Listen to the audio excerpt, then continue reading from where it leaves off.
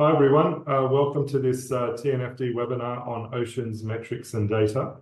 Great to have you all with us, and we are looking forward to, I think, a really interesting discussion today. Already 130, 150 people online already, so great to see everyone joining us. We've got a fantastic group of speakers, including one who is out in the oceans sampling oceans data today, so we're getting a range of different perspectives from land and from sea, which is terrific. As per normal TNFD webinars, we will open up for as many questions as we can take. So please do use the chat function as we go through to pop in any questions that you'd like to have the panel answer in the next hour. My name's Tony Goldner. I'm the Executive Director of the TNFD. And if we go to the next slide, please. Honey will bring up the panelists and the agenda. So we're going to start by talking about what essentially across the data chain. So talking about sort of practical challenges and recent experiences of collecting data on board. We've got Cat Bruce and Keith Tuffley with us, who've both been doing or are still doing very interesting and exciting ocean expeditions now, capturing oceans data. So we'll have a look at what it's like on board with Keith in a second and talk to Cat as well. We're then going to zoom out and talk to Kimberly Mathisen, as well as Laura Clavey and Cathrine, Amour, both colleagues from TNFD, about some of the challenges of scaling ocean-related data as demand for this data increases. And we'll also finally finish with a bit of a discussion around how we see market demand for ocean data increasing over the coming years. Clearly, this is a huge priority issue for TNFD. We are doing additional work on oceans, and we're really looking forward to today's discussion and learning more about what's happening and some of the challenges ahead. So let me just briefly introduce the speakers. If we can go to the next slide, please. Great. So we've got with us Kimberly Mathisen, who's the CEO of Hub Ocean. Hub Ocean is a global data platform for ocean-related data and actively collaborating with TNFD at the moment. We're joined by Keith Tuffley from his boat somewhere in the Arctic. We will find out where in a minute. Keith is a former Vice Chair of Sustainable Finance at Citibank, but also an explorer and avid conservationist, and has been involved in a large number of initiatives over many, many years. Also Cat Bruce, founder of NatureMetrics, who's been doing a lot of interesting work with technology called eDNA, which we're going to hear about in a minute, and how that's being used in the ocean context. And then two of my colleagues from the TNFD, Cathrine Amour, who's leading our data initiatives, but is also an avid sailor and has been involved in oceans-related data for many, many years. And last but not least, Laura Clavey, who's been leading our work on measurement and metrics at the Taskforce for the last 2.5 years. She's also our resident sharks and stingray expert in the TNFD Secretariat, having studied biology and sharks and stingrays. So it's a great lineup of speakers, and I think we'll just dive straight in. So let me just start by, on the next slide, please, we'll just reiterate that the oceans are already covered in the TNFD frame of reference and the way we think of nature.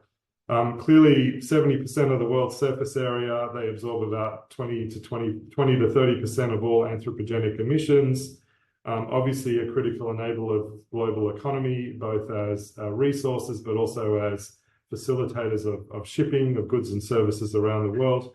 And of course, there's huge excitement now about this notion of the blue economy, but all of that needs to be managed in a sustainable way. And so clearly, as we try to get to a better place with the oceans, given the incredible damage that's been done to ocean ecosystems and biodiversity, the ongoing challenge around pollutions in the ocean, but also, seeing the oceans and nature more generally as a partner for sustainable development. How do we get to a better place, a more sustainable place?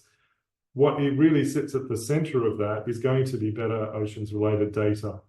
And so that's why we wanted to focus today's conversation not so much around the health of the oceans and from a scientific perspective, but what are the challenges around metrics and data, and how are we approaching that now, and what do we see as the next phase of important work in that space? So with that, let me introduce Cat from NatureMetrics to kick us off. Cat has just done an incredible journey around the UK and using her own technology. So Cat, let me turn it over to you to hear more about what you've been up to over the summer. Thanks. Cool. Thanks, Tony. Can everybody hear me all right? Great, we move to the next slide, perhaps. Great to be here, and really exciting actually for me to be asked to talk about this topic, which brings together some really interesting different sort of strands of my life recently. Many of you will have possibly come across our work at NatureMetrics, which is around primarily monitoring biodiversity using a tool called environmental DNA. And we work with businesses and conservation organisations all over the world and across all different habitats, including the ocean and terrestrial environments, to measure and monitor the state of nature. But in my sort of background, I've also always been a rower, and I've always done expeditions. And so a couple of years ago, I got approached by this really amazing organisation called GB Row Challenge, who were doing rowing expeditions, collecting environmental DNA samples. And initially, I think they came to me because they wanted us to help integrate the eDNA into the rowing boats. But before I could turn around, I ended up in one of the crews and collecting the samples myself from a rowing boat.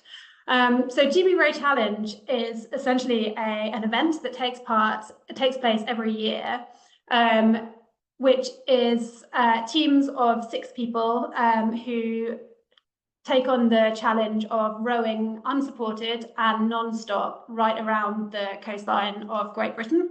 It's about 3,000 kilometres.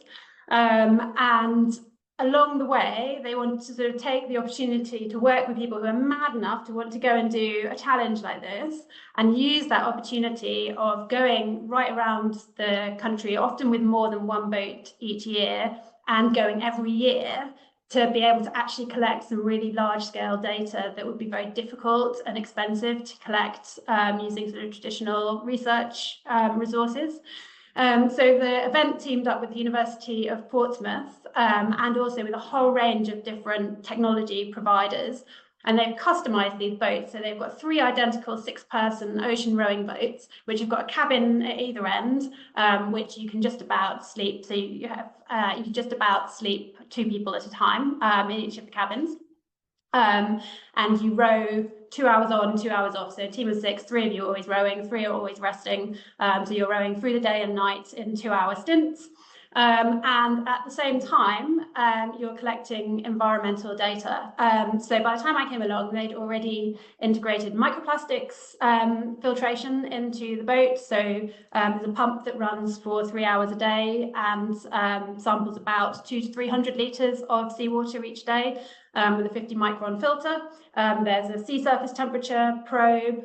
There's also a hydrophone in the rudder, which collects basically a continuous recording of underwater sound.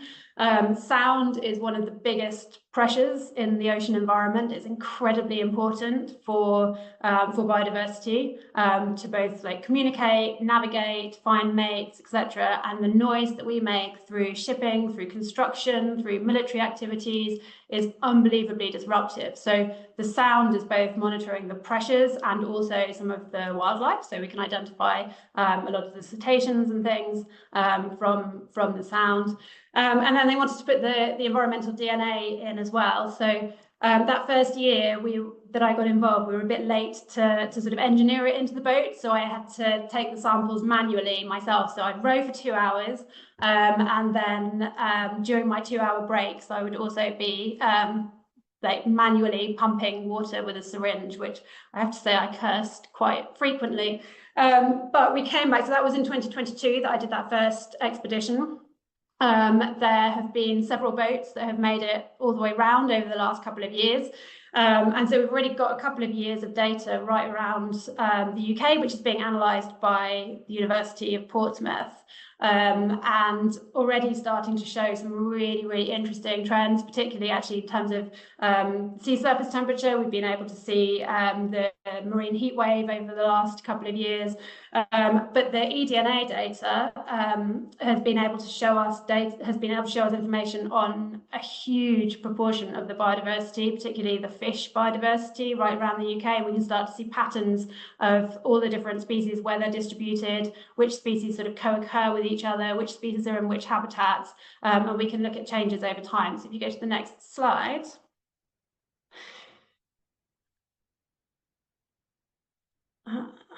We go to the next slide. There we go. So this year, so I got back from that original expedition, which I joined very late on, and it was myself and 5 really enormous men on that trip, and it was amazing. We got all the way around, we got a great data set, but I came back really feeling like the narrative we'd used was very negative. It was very much talking about the need to collect all of this data because of all of the threats and pressures, and the pollution and everything, which is so real.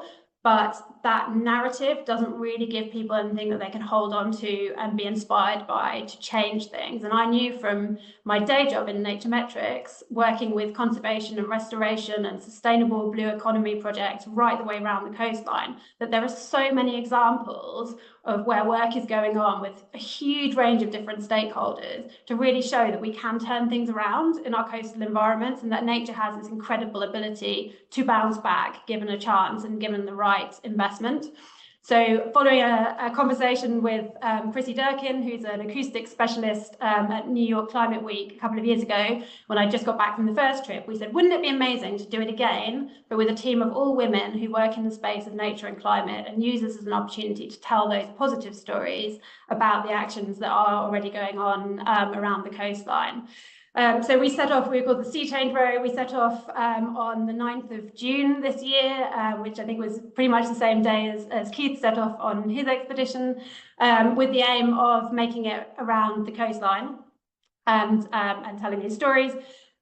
This year we faced a lot of challenges. In particular, the weather just absolutely did not play ball. And this is super interesting, given the fact we were out there to tell stories about the effects of a changing climate. And one of the things you see with a changing climate is, predictable weather systems breaking down. And for us this year, that manifested in the prevailing winds that always come from the southwest in the summer, never arrived. So we actually never managed to get off the coast of North Cornwall. So we only made it about a quarter of a way around in the boat, which was about 800 kilometres. And then unfortunately were forced to leave the boat there.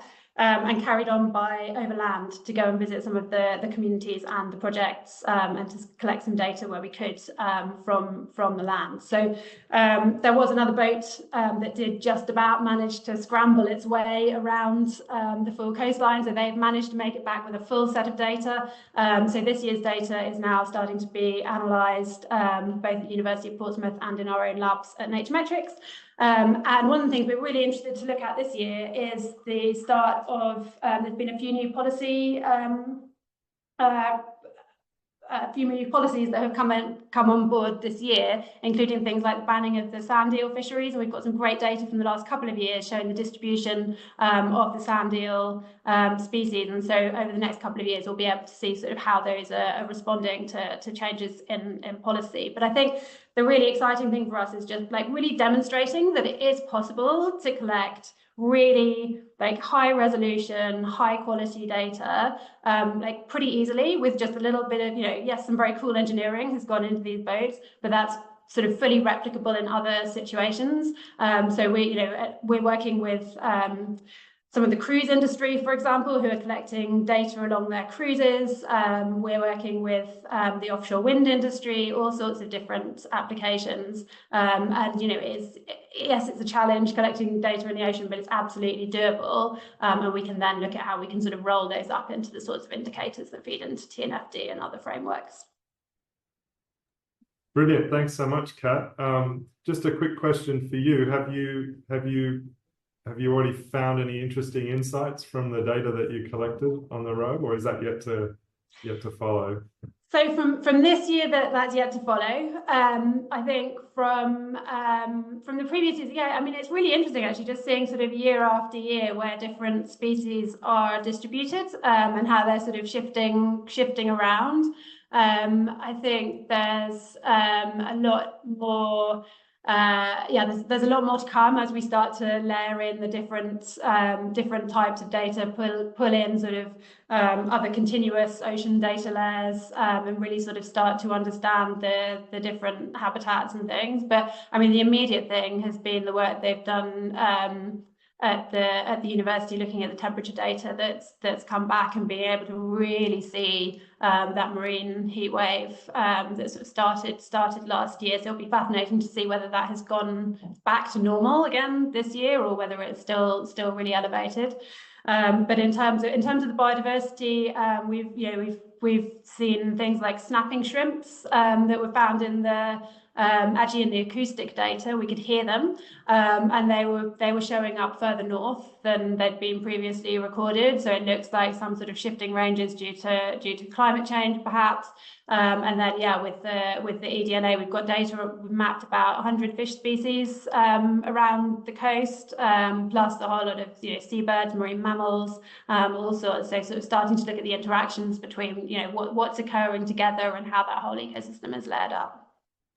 Fantastic, brilliant. So let's turn to Keith. Keith, welcome, and great to have you from your boat. So maybe the first obvious question for you, Keith, is where in the world are you? And do we still have Keith online? Keith, are you with us? Yep, there he is. Hi there. So I guess where in the world are you today, Keith? And over to you. We'd love to hear more about what you've been up to. You're still on mute, so I'll just ask you to come off mute. Is that better? Yep, we can hear you perfect. Great. Okay, great. Hi, Tony. And hi, Kat. So we're currently at 70 degrees north. We are just above the Canadian coastline in the Amundsen Gulf.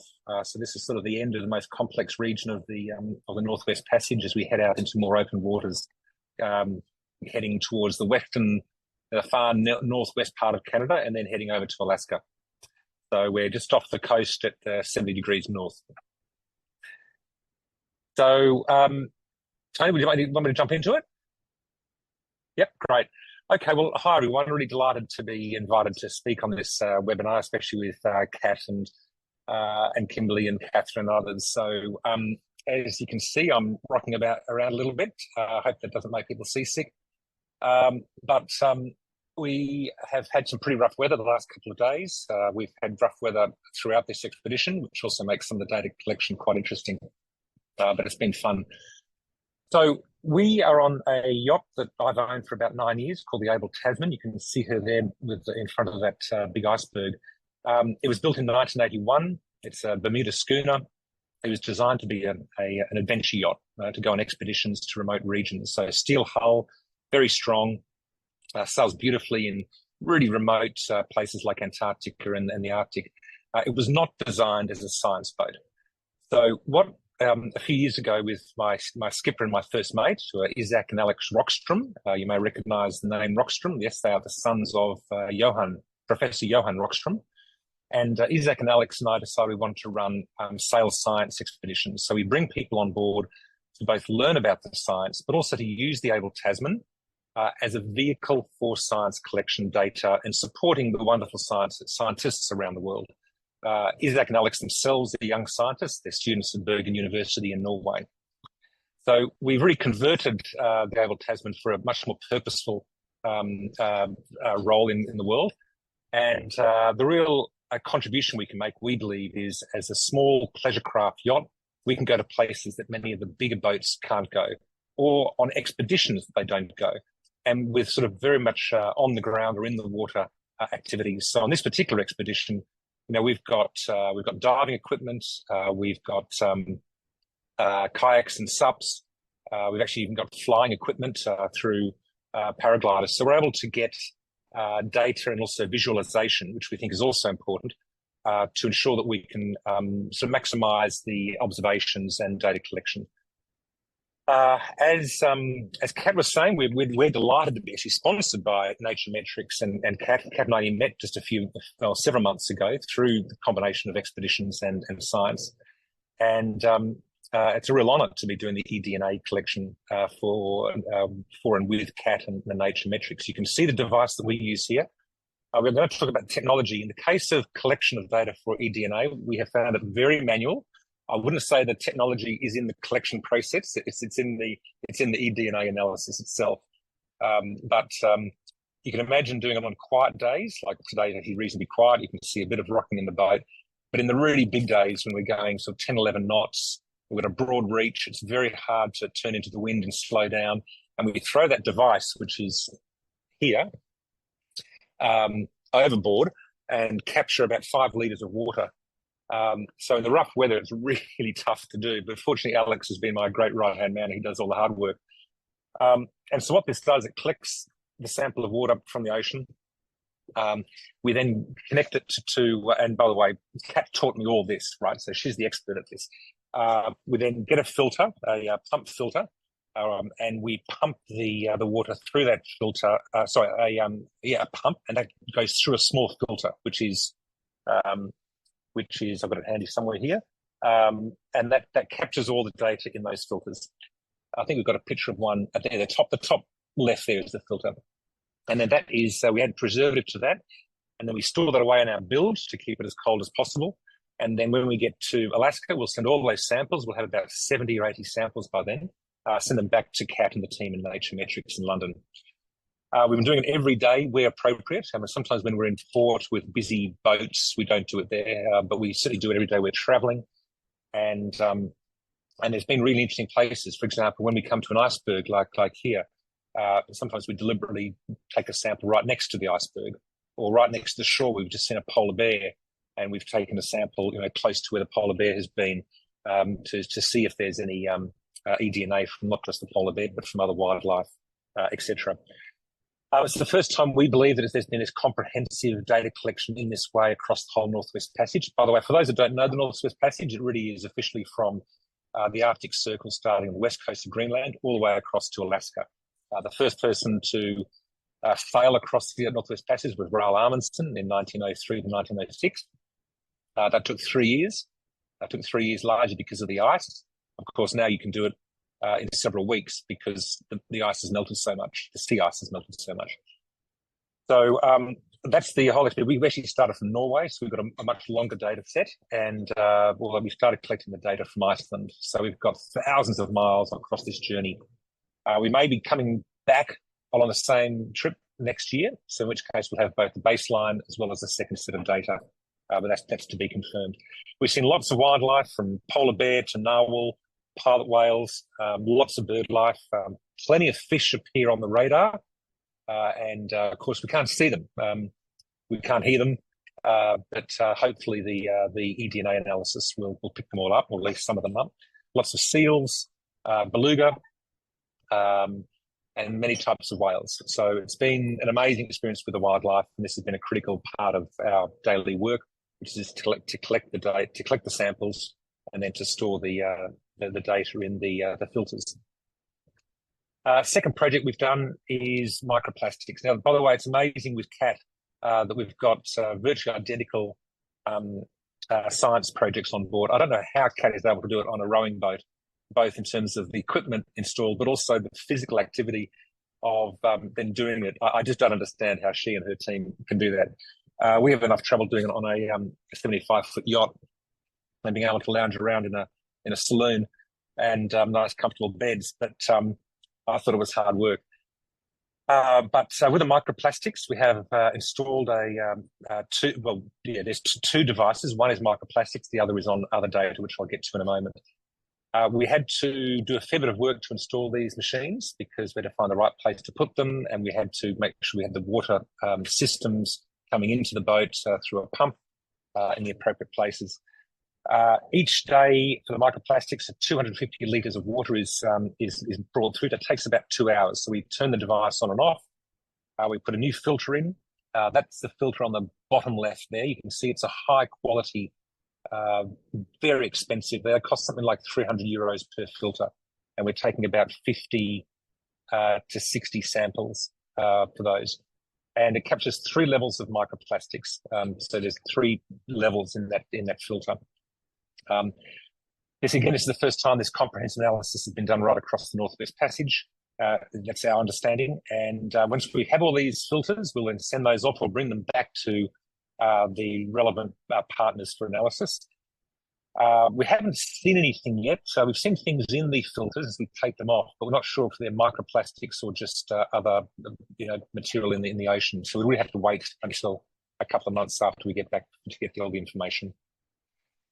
That's the microplastics. The third project we've got also with the Ocean Race. I'm not sure if I've mentioned, the Ocean Race. That's the project partner. That's the infamous, the former Volvo Ocean Race. And they're doing wonderful work with these devices on all of their racing boats, which don't go to the Northwest Passage. That's why they were keen for us to do this. The Ocean Pack, that measures temperature, salinity, CO2 concentration, and oxygen concentration. That device runs continuously. And what we've seen there is, again, we have to wait for all that data to come out, but the famous Great Cold Blob is the mass of water below Greenland, the south of Greenland, which is the Greenland ice sheet, which is melting very rapidly, and a lot of that ending up the south of Greenland. And we clearly saw that as we were coming through that region with the temperature dropping dramatically around there. There's been a lot of variability in this data as we go through different latitudes, different currents, and different systems. The salinity has jumped around a lot, temperature a lot, and even the CO2 and the oxygen levels have jumped around a lot. And then the last project is acoustics. We have got a science project partner in the Polytechnic University of Catalonia, but also we've got a very, very capable Academy Award-winning sound recordist on board. And Sebastian has done great work with 3 recording devices. One is a hydrophone, then a contact microphone, and a condenser microphone. So the condenser one is able to put it onto things to hear them. The condenser is something that you put on the boat. You can do it in stereo or otherwise. And the hydrophone, he also does that in stereo system, puts these devices underwater. The one with the Polytechnic University of Catalonia, that's this device. I think you can see that. So that's the one that we connect that goes in the water, and we're able to then listen to anything, whether it's icebergs, it's sea life. Sound travels 5 times faster underwater than it does in the air, 1,500 meters per second versus 343 meters per second. So you get a huge, rich data set when you listen to it. As I was listening to it the other day with some icebergs, and it makes far more complex, interesting sounds from further away, but also much more compact and sophisticated.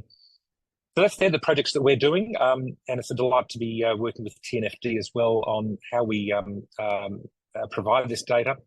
I'd have to say a couple of quick comments. One is that having been a banker most of my career, I've seen it in action. Unless we have this data, decisions are not made, or they're made incorrectly. There's often a paralysis of decision making unless you get the data. And that's why I'm passionate about getting this data into the hands of all of you, so that all of us can put this data in front of, when we're making key decisions about where to invest, where to lend, what projects to support, what not to support. Because unless we have this hard data, it's all fluffy. We just know we have to get this data in real hard form to make better decisions. We know, secondly, that there's going to be an increase in usage of the oceans. Having come from Norway, we know all the issues about what Norway is doing with, for example, deep sea mining.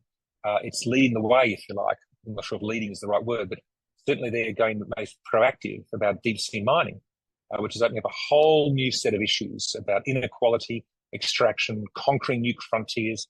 Are we going to be using this data for good purposes or for bad purposes? That's a big issue. And the third thing I want to say is Starlink, which is the system by which we're able to communicate now, is also revolutionising data collection and communication, because only now are we able to do these live, from very remote regions of the world now, communications. And so only 4 years ago, this didn't exist. Whereas now all these yachts doing this expedition and going elsewhere, they're all getting Starlink to be able to communicate with their friends, family, and others. And so that should really revolutionise the way in which we all work together with other stakeholders to collect data and to communicate it. It's a complete game changer where we've got high quality, fast internet from wherever we are in the world. So that's another key development. I think that's it from me, Tony, and I'm very happy to answer any questions. Thanks so much, Keith. Well, you've posed some very important questions there at the end, which is a perfect segue for us to now zoom out from your work in the water to the sort of macro level global challenges around ocean-related data collection, quality assurance. So I'm delighted to introduce Kimberly Mathisen from Hub Ocean. Kimberly, over to you to sort of lay out what's the mission and purpose of Hub Ocean, and maybe you can also pose some questions around key challenges ahead as we look to try and improve the collection and usability of ocean-related data. Yeah, great. Hello, everyone. And thank you very much for the opportunity to be here. Listening to Keith and Kat, I keep hearing over and over what great breakthrough work they're doing. And I think that is the first and most exciting thing to say, is when we think about the way we're able to understand the complex ocean system, we are seeing a revolution. If I could go to the first slide and just start to illustrate. I've come into this field of ocean through deep work in sensors and digitalization and data technologies. And I'm just so encouraged to see that the low-cost, technology-driven, sensor-driven, low-cost compute revolution that we've seen on land is now finally coming to the ocean. And what a great amount of possibilities that this is opening up. When we think about that coupled with what Keith said about we're going to build out so much more on our ocean. The demand, the expectation for transparency, we've got a number of things that are moving and shaking on the landscape, which I think just unquestionably paint forward a phase that we're going to go in, which is just full of new momentum to create industry growth on our ocean, but also do that in a way that can caretake the environment. When we think about now all of this data, the kind that Keith is collecting and Kat is collecting, where does it go in the landscape?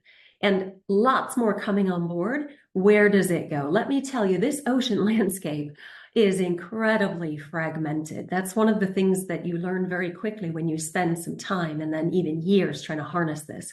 We've got a wonderful set of organizations like NASA and NOAA, Esri, that have been contributing through wonderful flagship databases like OBIS, GBIF, JEBCO, the best repositories of data that we have collected now for decades and being enriched all the time.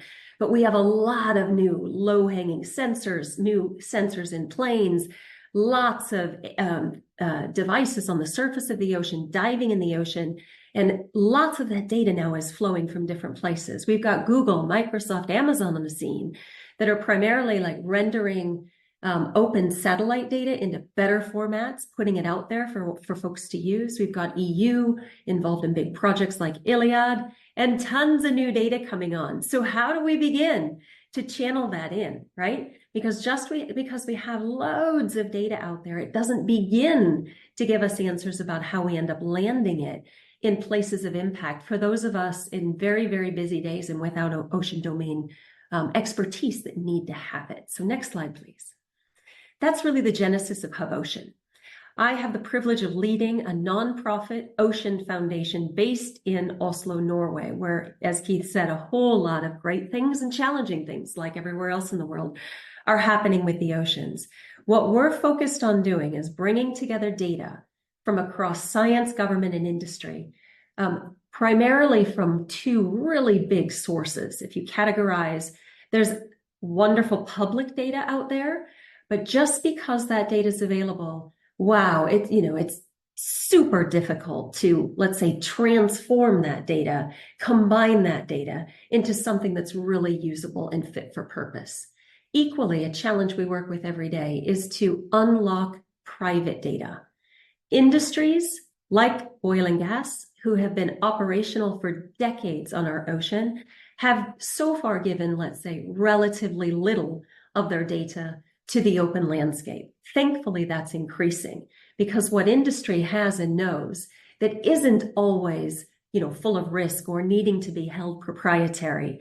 Once you move into the space, we find as we challenge and look for incentives and wins, that thoughtful decisions about sharing much more data, industry by industry, are in fact possible and are increasingly being made. So what we're doing at Hub Ocean is aggregating open data, unlocking private data, and putting that on a platform which we call the Ocean Data Platform, which is really meant to take all that friction out of creating a geospatial landscape of data that talks together and cut the time for innovation, for smart policy making, for science models to get better, right? For the regulations of government to get better. And really importantly, for industry to really understand how they need to steer their operations so that they are inside planetary boundaries. So that's what we work on every day. And there are plenty of challenges along that landscape. But we're really encouraged by step, lots of great progress we're seeing in getting that data landed in situation of impact. Next slide. So just to show an example of, how we work and where that data is trying to come together and how, TNFD and the voluntary and mandatory disclosures, it's an incredibly important active driver of action for both those companies who are handling a portfolio of investments in companies, trying to get an understanding of the impact of the companies they invest in on the ocean, sector by sector. It's also incredibly important that companies get better and better data about their impact and learn how to measure this. So we're moving into a space here where, let me say, incremental improvement can bring lots and lots of good. It's complex, but what we do at Hub Ocean every day is we're trying to boil down. It's not an art in perfect, it's an art in saying we've got lots of information. We lack structured information that's meaningful and ready to put into these transition plans and decisions of business and in the hands of investment managers where it can have, where it can influence the right decisions. So next slide. I could take you through a lot of the complexity in that, but what I wanted to illustrate with this slide is just that we're going to work with layers of data and then work on bringing them all together. So at the top of this slide, you see a layer of data, which I could just call the nature layer or the ocean intelligence layer. The kind of sampling that we just saw Kat and Keith displaying and talking about is very, very important and represents great examples of the kind of data that, we need to understand the life that's moving around in different areas of the ocean. We need to understand and commit to data, habitats, and how they support breeding, migration, how they support the biosystem, or in fact, how they're being damaged and how that's risking the biosystem. So Hub Ocean is focused first and foremost on taking this unusually broad aggregation of ocean data that we're assembling on this unusually efficient geospatial platform and massaging that data into that ocean intelligence, ocean sensitivities metrics. We are leaning to industry through TNFD and lots of other forums to take that then knowledge layer of ocean impact and bring it into the very specific situations of companies, offshore wind companies, who need to understand, right, where they should build, what the activities are likely to create as they build windmills, what they're doing to ocean life, and how that impact can be captured in terms of metrics. Shipping, oil and gas, coastal activities, all of it. It's about layering the ocean data on what actually these companies do in their geolocation of their assets, and then folding that into real sensible, meaningful ways to say, this is an estimate of the impact that you're having, and get better and better at that over time. So last slide is just to share very concretely the work we've done. In this case, it's shipping. I could have shared other examples, but when you think about the risks in shipping, right, you're asking yourselves questions like, well, where do the ships sail? How long do these ships spend in or near sensitive areas of the ocean. So marine protected areas, but way beyond that. We need lots more information around those aspects of the ocean that are sensitive to the ships coming through. So we can measure where ships are and how long they spend in areas where there might be sensitivities. We then look at the emissions of the ships to understand the dependencies, the pressures. And so looking at carbon dioxide, of course, NOx and SOx emissions, but also emissions to water, like ballast water, thinking about invasive species. And noise, as Kat says, we fully expect that noise is going to be one of those parameters that shipping companies and other sectors are going to need to commit to metrics. And we need to say something sensible about the noise levels that cause harm so that we can capture that and then do something about those risks. So this shipping example illustrates how we begin to put that structured data together. We're asking companies questions about, do they want a platform? Do they want display dashboards? Do they just want data sets delivered through automatic channels, APIs? And it's very, very exciting to see how these different kind of nature sets of knowledge, the science, and it comes together with the business's real need to map forward where they are in terms of baseline, but how they transition.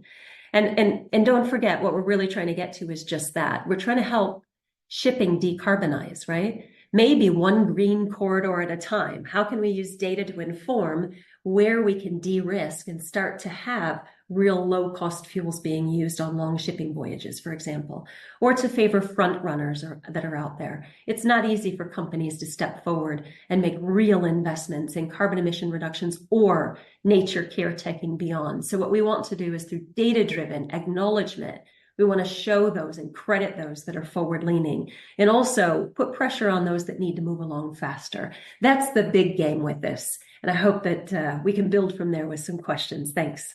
Thanks so much, Kimberly. That's really terrific. And a nice example there at the end on use for shipping, which was actually one of the questions asked. And we'll come back to Keith and Kat and ask them for other examples of companies and financial institutions using ocean-related data.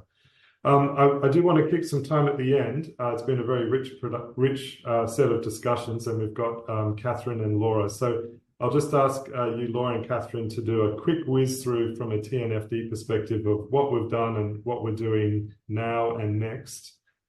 First, from a metrics perspective from you, Laura, and then in terms of data, Cathrine, and then we'll take a few questions at the end. So thanks very much, Kimberly, and over to you, Laura. Thank you very much. I'll keep this as short as possible. If we could go on to the next slide, please. Thank you. So as Tony already outlined, the ocean realm is well embedded throughout the TNFD framework as one of the 4 realms of nature.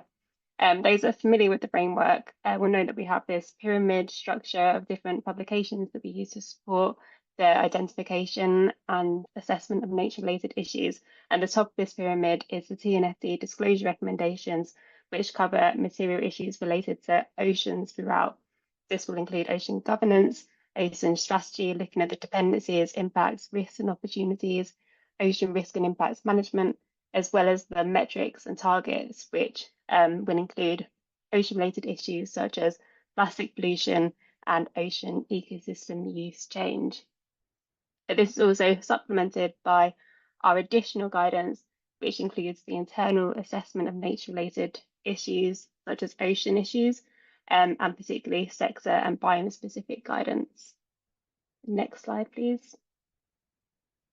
So TNFD has issued sector and biome-specific guidance, and it supports identification, assessment, and disclosure of nature-related dependencies, impacts, risks, and opportunities for specific sectors and biomes. If we focus just on those that are directly relevant to oceans, so ocean economy sectors and ocean biomes, we've launched aquaculture sector guidance, which was released in July 2024. We also have draft fishing sector guidance that is open for consultation currently, and that's out for consultation until September 27th. So we highly encourage responses to that if you're interested in providing them. We'll also be looking at 2 new marine sectors, and that work will commence in September 2024, so this month. That's particularly going to be looking at marine infrastructure, transportation and shipping. and we have 4 biome guidances on our website, one of which is directly oceans related, looking at the marine shelf biome. Next slide, please. So as a very quick deep dive into the aquaculture sector guidance as an example, it includes sector-specific disclosure metrics and tools which can help in the measurement of ocean-related issues. So there's a few examples of this on the slide, particularly so looking at chemical pollutants that are released to ocean, or the proportion of fish meat suppliers that have policies in place to prevent illegal fishing. And we also have examples of different data and analytics tools that can support the assessment. So an example of this is Hub Ocean, which we've already discussed, as well as many others, including Ocean Plus and Ocean Data Viewer. There's plenty more examples within the guidance itself, but it's important to note that ocean measurement isn't just restricted to the sectors that are directly impacting the oceans, such as the ocean economy sectors, but all sectors may have indirect or direct impact on oceans. So the guidance and the measurement will be also integrated to other sectors as well. So an example of this is in the food and agriculture guidance, where we have different measurement indicators looking at coastal eutrophication, and also the volume of lift in the water column and on the seafloor, such as plastic pollution and microplastics. And also the chemicals and the oil and gas guidance both have data and measurement information on the number and volume of accidental spills of hydrocarbons or other chemicals. So for that reason, we actually can't say how many metrics or measurement indicators we have for oceans, because it's fully integrated across all different sectors. Next slide, please. And finally, I'll just finish off with a quick look at the future outlook of TNFD's ocean work. So TNFD acknowledges the importance of oceans and wants to continue helping to develop in this area.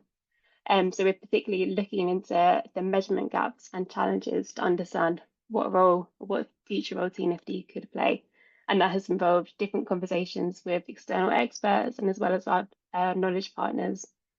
And we also have the additional sector guidance, which I've already mentioned. And we are having a look at the LEAP process, which is our internal assessment process, to understand if there's any areas that we could refine essentially to improve the measurement of oceans within it, or integrate new developments that are occurring within the market. And finally, we're going to be contributing to marine data identification within our Nature Data Public Facility, which is a great segue for me to hand over to Cathrine to discuss our data work. Thanks very much, Laura. That's terrific. As you say, there's lots that's already incorporated into our guidance, but more work that we know we need to do. So let's turn now from metrics to data and hear from you, Cathrine, in a couple of minutes about how we're thinking about improving collection, access, quality of decision use for ocean-related data. Thanks. Great. Thanks, Tony. As you've outlined, there's a lot of work to be done there, lots of things that need to be tackled.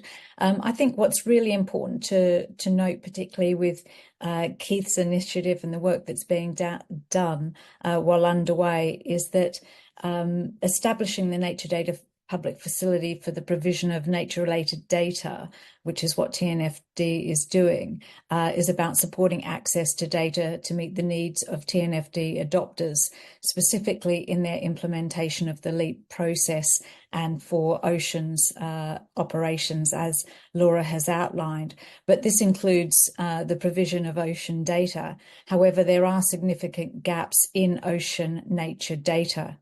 So at the moment, only 74% of global marine waters remain still unmapped. Sorry, I should say 74% remain unmapped. There is a program underway by Nippon Seabed 2030 to map the oceans, but that's not just about capturing seabed data.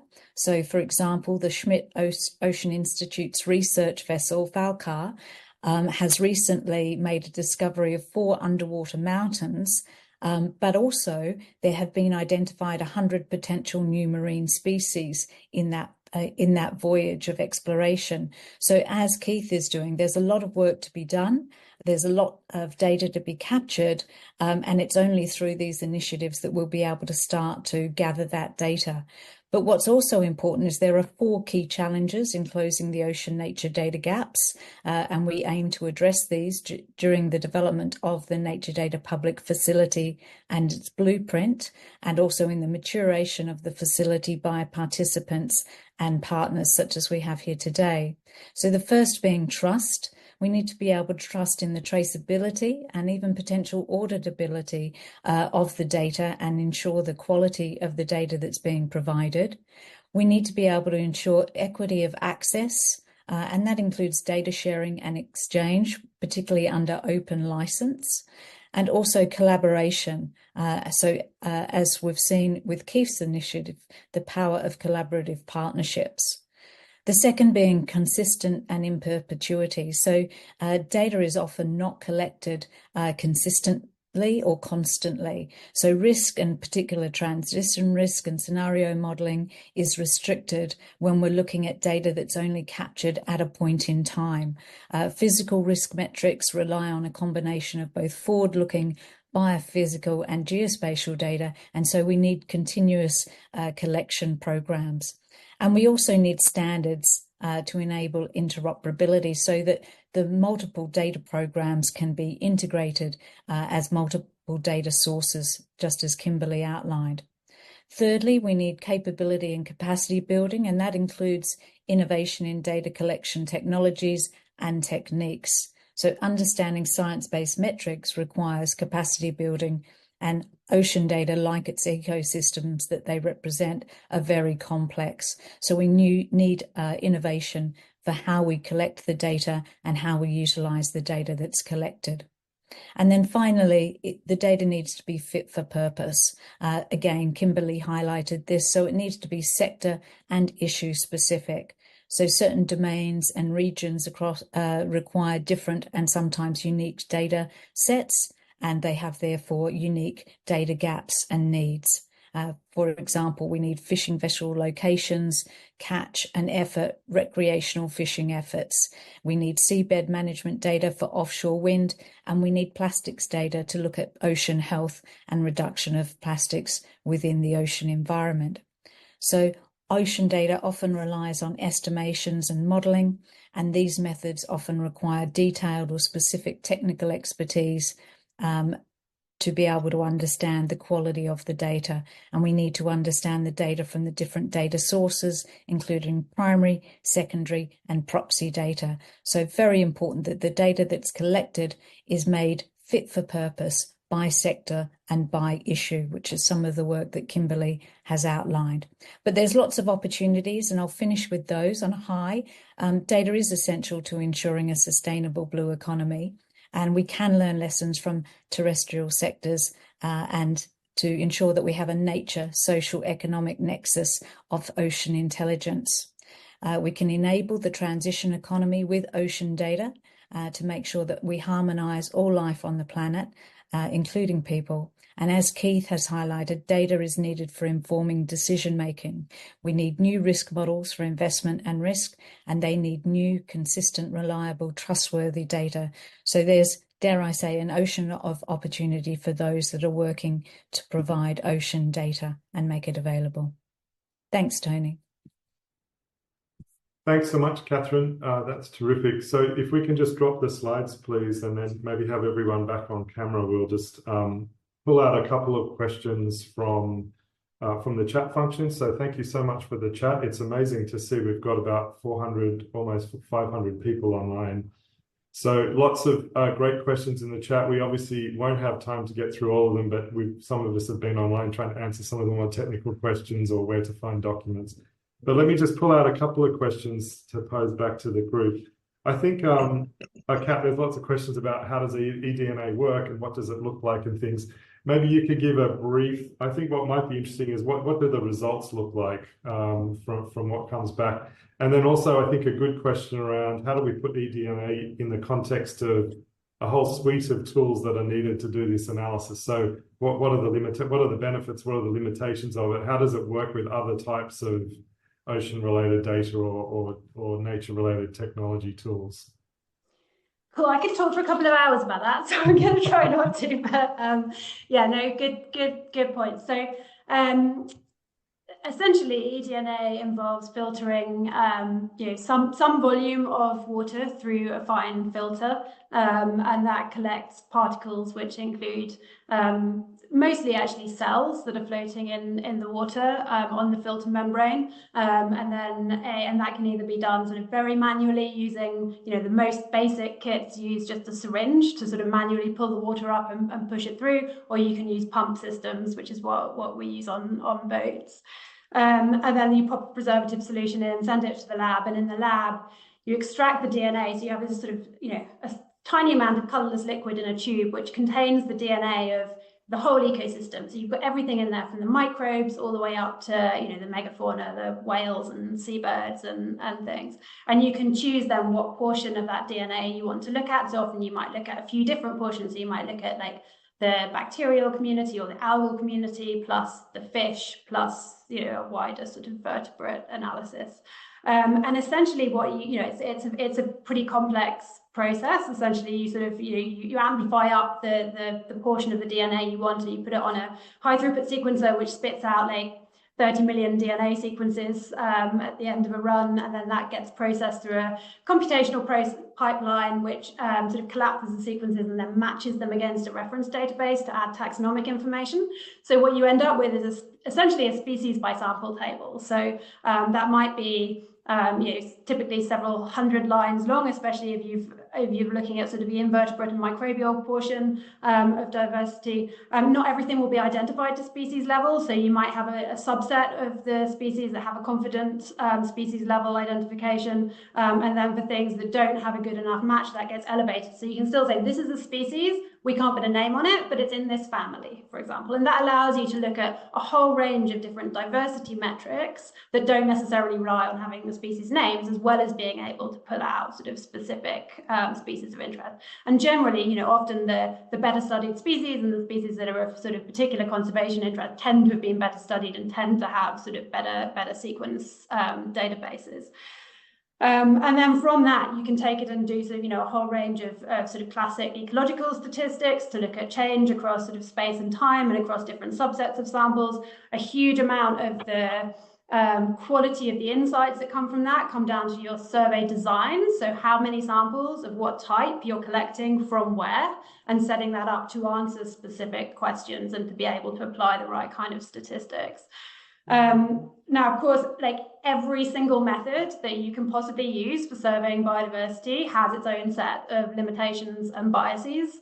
And that is, equally, if not more, is true with sort of visual surveys or trawling. You're only getting a subset of what's there. With DNA, one of the challenges is the quantification. So from an individual sample, it's difficult to say much about sort of how much or how little of things are. But again, if you've got a good number of samples, you can start to see frequency and occupancy, and you get a good idea of trends and of how common things are. There's been some nice work looking at fisheries data and actually being across sort of at larger scales, being able to see really quite well sort of how those quantitative trends are changing. But what's amazing in the marine environment, when we first started this, we really thought you'd see very little spatial signal because of so much movement of the water. And over the years, there's now a good 10 years of research and a huge body of research actually in the environmental DNA space. And it all shows that actually the opposite is true. You get a very localized signal in the ocean because it's so big that the dilution factor is very large. It becomes undetectable very fast. So you'll see things like really where they occur. And if you go along a coastline with contrasting habitats next to each other, you see that change in the species very quickly as the habitats shift. So yeah, it's an amazing tool. Obviously, if you're looking for rare things in a massive ocean, you have to do a lot of sampling to have a good chance of of course. finding.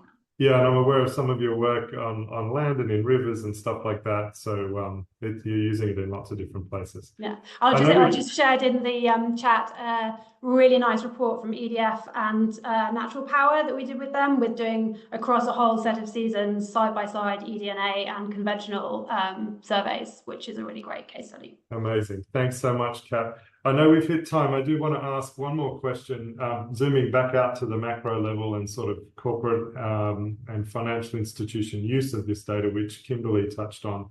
Maybe Keith and then Kimberly, I'll give you both the last word. If you maybe have some very specific examples in mind of how ocean data has been used, in either by companies or by financial institutions. We had a question by Genevieve online around also the use for investment opportunities, not just for risk management. So couple of quick examples, if you have them top of mind, would be, I think, interesting for the audience.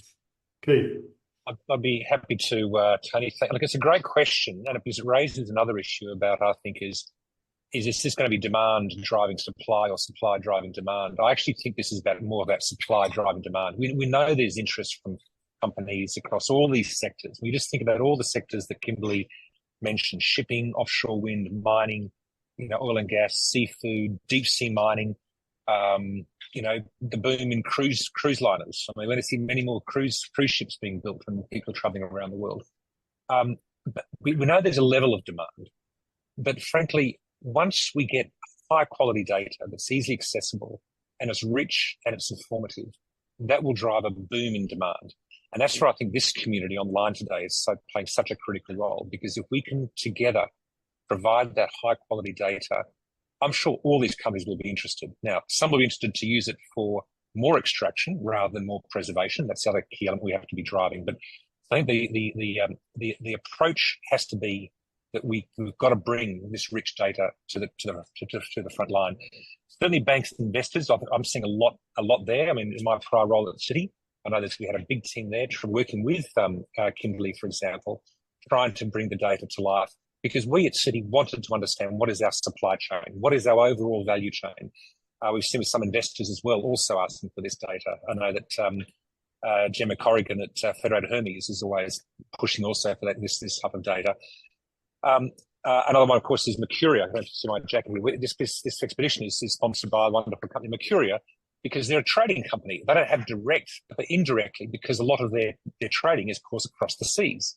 So they're very keen to be getting this data, also working with Kimberly at Hub Ocean to be gathering that data. So they have good examples of companies, investors, trading companies looking for it, but I actually think it's going to be much more supply driven. And that's what's going to bring out all these companies then using this data to make more informed decisions. Fantastic. One other one I will mention also is Fortescue Metals, which is one of the largest iron ore companies in Australia, in the world, based in Australia. Andrew Forrest actually is himself a marine biologist. But because they ship literally 200 billion tons, I think it is, of iron ore each year to China from Australia, just think of the shipping impacts, between Australia and China, just as like a train. And I know they're very interested in increasing the level of data to help them with their in decisions as well. Yeah, great. And liquid natural gas also being shipped around the world on boats as well. Yeah. Thanks, Keith. Thanks so much for joining us. Great to see you bobbing around on the boat, just to prove the point you really are in the water. Kimberly, last comment to you. You gave us the example of shipping, but what are you seeing by way of sort of corporate application of demand from your platform? Yeah, well, I could talk about a lot of specific front runnership that I'm very excited about in specifically offshore wind. Where I would call out Ørsted leading the field in net biodiversity positive around offshore wind and getting their game together and catalyzing others around how we're going to measure that exactly, right? What does net biodiversity positive mean in the life cycle of an entire wind operation? We all need to understand that. Ecovenda, transparency, and their build in Dutch waters. Shipping companies, several front runners. But it's those two sectors where I probably would have the most examples of front runners at the moment, because one of the questions in the chat said, where are you seeing most progress versus some of the others that I'm seeing less? I don't have a global overview, but I'm certainly observing a lot of momentum in front runnership in those two sectors. I would say to another question, just, companies are really realizing more incentives to share that are not only about disclosures, right, in ESG metrics. And a great example of that, PGS is a seismic company, right, now acquired by TGS. They have, for the last decade, leaned really hard into sharing their surplus seismic data with science and the globe. We're now in partnership with them, picking up a lot of great data sets on, for example, mammals to share. For the first time, those data sets can get into the hands of scientists and everyone. And what are we doing specifically off the coast of Brazil?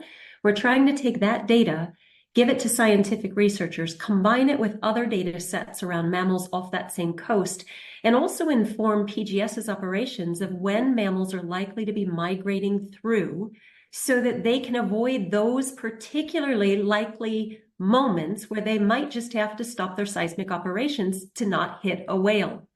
So there's a real win-win if you start to unravel this and look for this, right?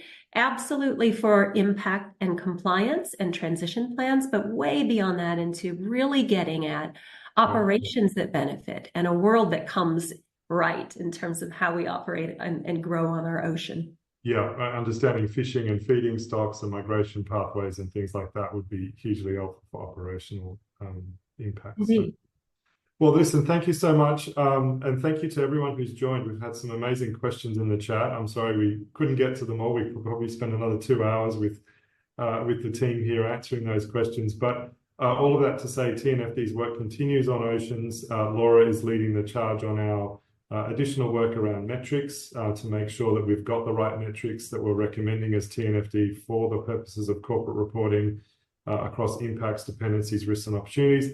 And Cathrine is working with a group of global experts at the moment to design our nature data facility, as she mentioned, and delighted to have Kimberly and her team at Hub Ocean providing input into that. And we're hoping to pilot test that data facility next year. And it would be wonderful to see some pilot tests around ocean ecosystems as part of that work. So thank you for sticking with us. Apologies, we've run a few minutes over, but a terrific discussion. I'd just like to thank our panelists and thank everyone for joining today.